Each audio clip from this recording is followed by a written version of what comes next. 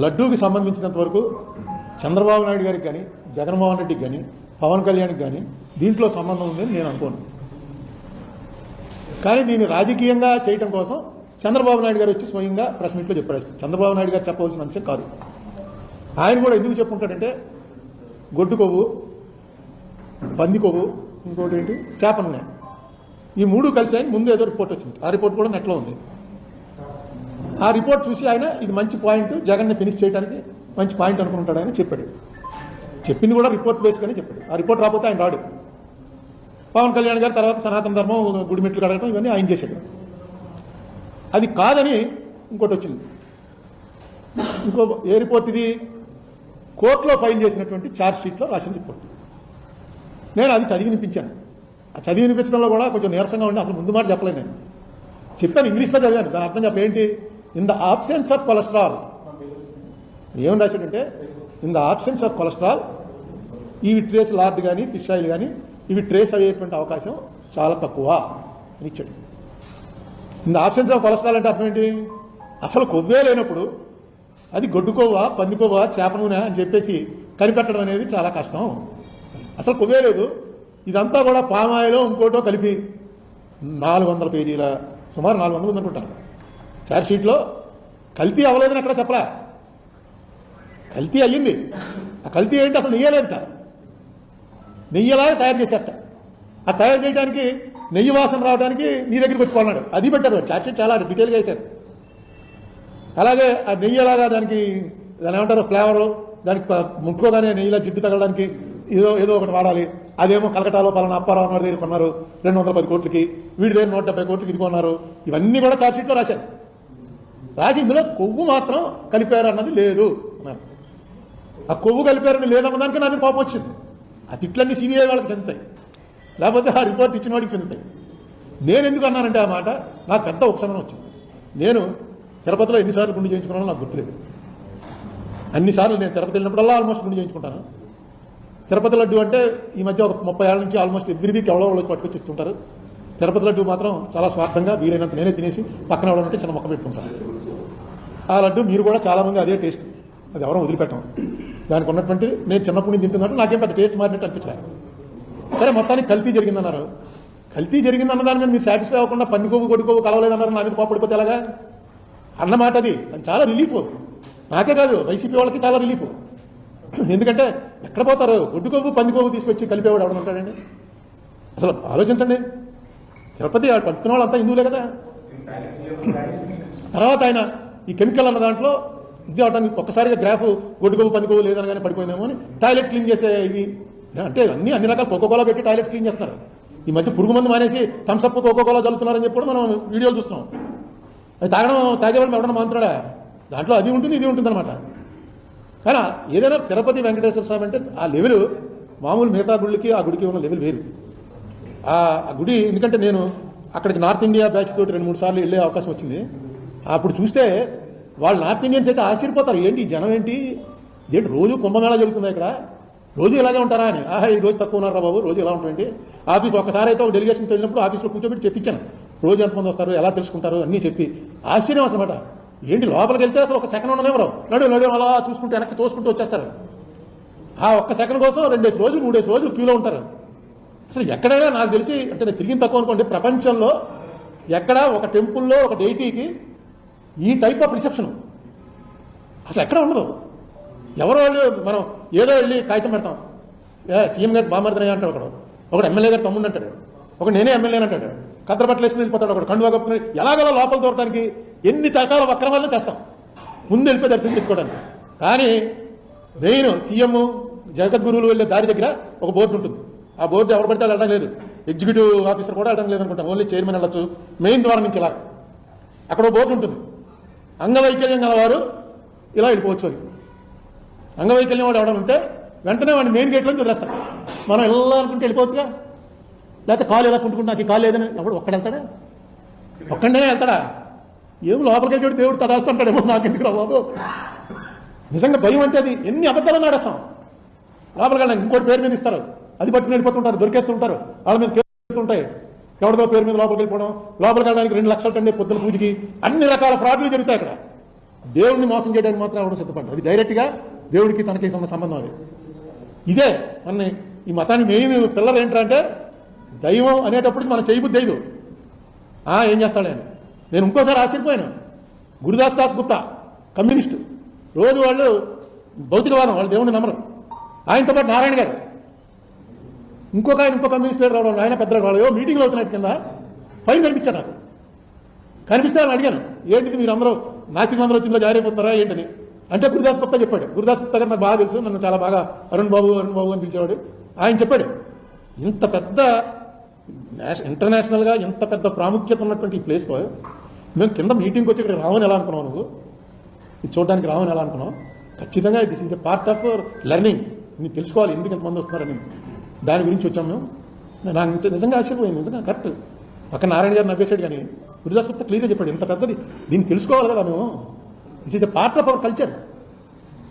ఆయన కూడా ఆశ్చర్యపోయి ఉంటాడు, ఫస్ట్ టైం వచ్చి ఉంటాడు. మేమంతా అప్పుడు ఎంపీలు. అలాంటి ఒక దీనికి ఏ రకంగా ప్రాముఖ్యత తగ్గించే ప్రయత్నం ఎవరు చేసినా కరెక్ట్ కాదు. ఇప్పుడు కెమికల్స్ కలిపారన్నారు, ఖచ్చితంగా యాక్షన్ తీసుకోవాలి. ఖచ్చితంగా దాని మీద అది ఆల్రెడీ అది పొలిటికల్గా మార్చేశారు.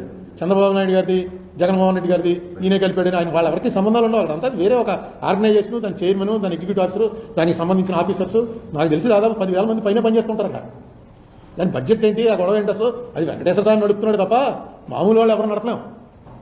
వెంకటేశ్వర స్వామి స్వయంగా నడుపుతున్నాడని మనం అనుకోవాలి, నమ్మాలి. ఏదో ఒక అద్వితీయ, నువ్వు వెంకటేశ్వర స్వామి నమ్మకపోతే ఏదో ఒక అద్వితీయ శక్తి నడుపుతుంది. లేకపోతే ఏంటంటే మనకి చిన్న చిన్న క్రౌడ్లో చిన్న మన పుష్కరాలు అయితే టకామని మీ అందరి కళ్ళు ఎదురకుండా ఎలా చచ్చిపోయారు.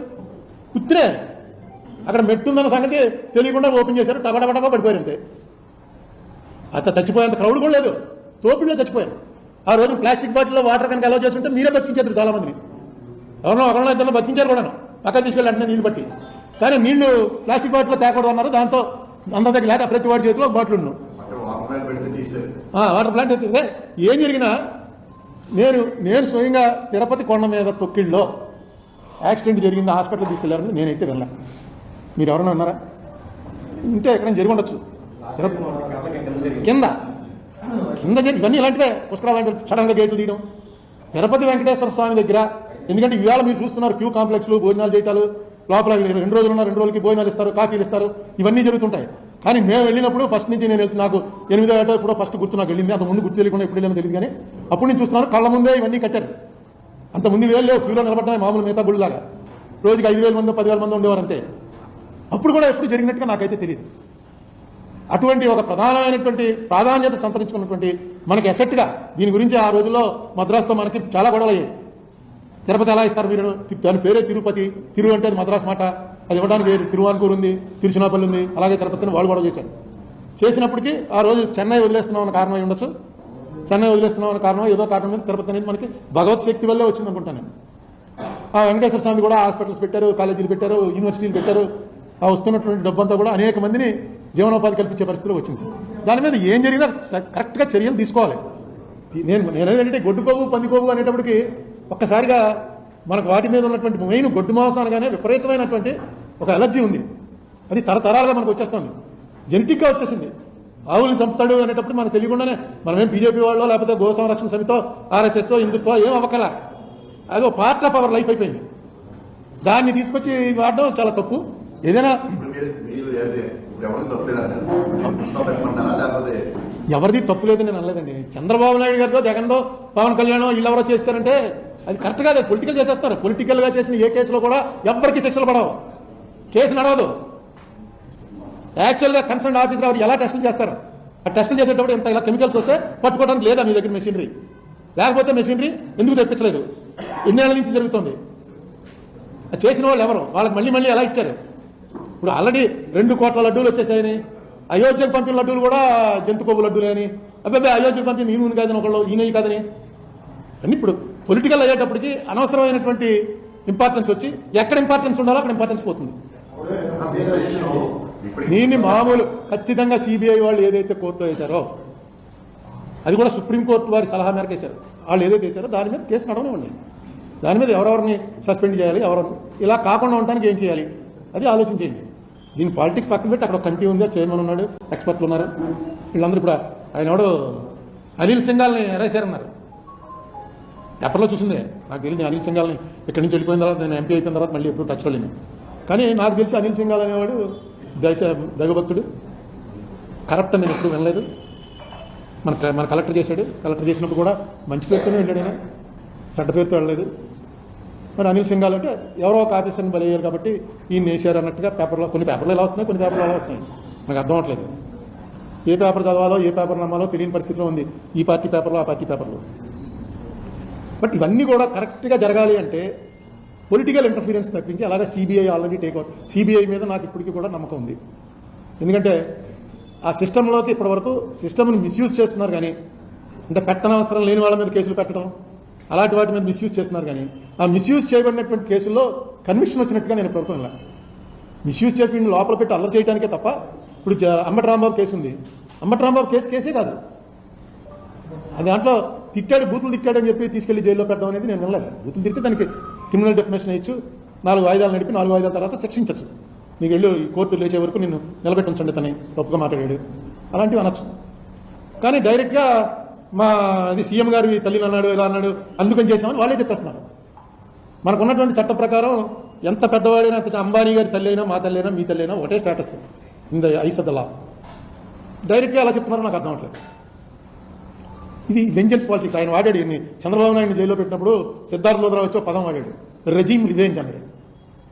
జగన్మోహన్ రెడ్డి చేస్తుంది రెజీమ్ రివెంజ్ అంటే అధికారంలోకి రాగానే వాళ్ళ కక్ష తీర్చుకుంటున్నారు, రెజీమ్ వచ్చింది కదా వాళ్ళు రివెంజ్ తీర్చుకుంటున్నారని. మరి ఇది కూడా అదేగా, ఇది రెజీమ్ రివెంజ్. మీరు అధికారంలో వచ్చారు, మీరు కష్ట తీర్చుకుంటున్నారు. దీనివల్ల జగన్కి ఏం జరిగింది? జగన్కి ఏమన్నా ప్లస్ అయిందా? మీకు అవదు. మీరు రివెంజ్ తీసుకున్నట్టుగా తెలిసిపోతుంటే ఇంకేంటి, మొన్న అయిపోయింది వచ్చేస్తున్నాడు రేపని చెప్పిన తర్వాత మన్నాడు ఏదో ఎప్పుడో కేసు. ఇప్పుడు వీళ్ళు మొదలెట్టారు కేసులు పెట్టడం. పోలీస్ స్టేషన్కి వెళ్ళి ఒక ఎఫ్ఐఆర్ రాయించి ఆ ఎఫ్ఐఆర్ తీసుకున్నట్టు ఒకటి ఇవ్వండి అంటే ఇచ్చి తీరాలి పోలీస్ స్టేషన్లో. నన్ను పలానా అప్పారావు అనేవాడు బూతులు తిట్టాడు అని ఆ బూత్ మనసుకు వచ్చింది రాసిస్తారు. రేపు జగన్ గవర్నమెంట్ వచ్చాక బయటికి తీస్తారన్నమాట. ఎలా చేస్తారా ఇవన్నీ కూడా ఇప్పుడు ఇచ్చినట్టే మీరు తీశారుగా 23లో సంక్రాంతికి ఏదో లాటరీ టికెట్లు నడిపేయడానికి ఇప్పుడు తీశారుగా, మేము తీస్తూ ఉంటారు. అసలు గవర్నమెంట్ పరిపాలనలోకి వచ్చేది ఈ గొడవ కోసమా? పోనీ రెండు సిద్ధాంతాలు, ఒకళ్ళు కమ్యూనిస్టులు అండి, ఒకళ్ళు బీజేపీ అండి, ఈ సిద్ధాంతాల మీద పోరాటాలండి కొట్టుకుంటారని అనడానికి లాస్ట్ మినిట్లో మీరు కేసులు పెట్టిన వాళ్ళందరూ వచ్చి మీ పార్టీలో జరిపోవచ్చు, ఈవేళ బూతులు తిట్టిన వాళ్ళందరూ ఆ పార్టీలో జరిపోవచ్చు. అవి కూడా చూస్తున్నాం కదా. ఇది ఓన్లీ అధికారం కోసమే. ఎందుకు ఇలా చేస్తున్నారు, ఎందుకు ఈ లెవెల్కి వెళ్ళిపోతున్నారో నాకైతే అర్థం అవట్లేదు. ఇప్పుడు మంచి పనులు, ఇప్పుడు మొన్న నేను నిజంగా చాలా హ్యాపీ ఫీల్ అయింది ఏంటంటే, మొన్న లోకేష్ ఇప్పటివరకు చేసిన వాటిలో చాలా మంచి పని ఏంటంటే, ఆ ఎవడో కోవా అమ్ముతున్నాడని వలి అయిన అతన్ని ఈ యూట్యూబర్స్ అనుకుంటాను, యూట్యూబ్ ఛానల్స్ ఎవరైనా గొడవ చేశారు. ఆ గొడవ చేసింది ఎక్కడో ఇది వచ్చింది, నేను చూడలేదు అసలు. ఈయన వలీతోటి నేను అతని దగ్గరికి వెళ్ళేది ఏదో తింటాను అని ఇచ్చాడు. బీజేపీతో ఎలియన్స్లో ఉండి ఆ మాట అన్నాడు. డెఫినెట్గా అది అలాంటి 10 మంది అనాలి. ఎందుకంటే వాడిని కార్నర్ చేసి వాడిని అల్లరి చేసి ఇలాంటి చాలా చోట్ల జరుగుతున్నాయి. సమ్మక్క సారక్క జరిగింది, అది నేను చూడలేదు యాక్చువల్గా. ఈయన అన్నాడన్నది చూసి అప్పుడు ఎత్తికాను ఏం జరిగిందని. ఇలాంటి అహ్మదాబాద్ దగ్గర అయితే డైరెక్ట్గా ఆ హైవే మీద ముస్లిం హోటల్స్ ఉన్నాయట. ఈ బస్సులో ఆపి బస్సులో దిగుతారు. కొన్ని హోటల్స్ దగ్గర బోర్డు పెట్టేశారు, ఈ హోటల్లోకి వెళ్ళడానికి వెళ్ళలేదని. ఆ హోటల్ వాళ్ళంతా రోడ్డు మీద పట్టారు.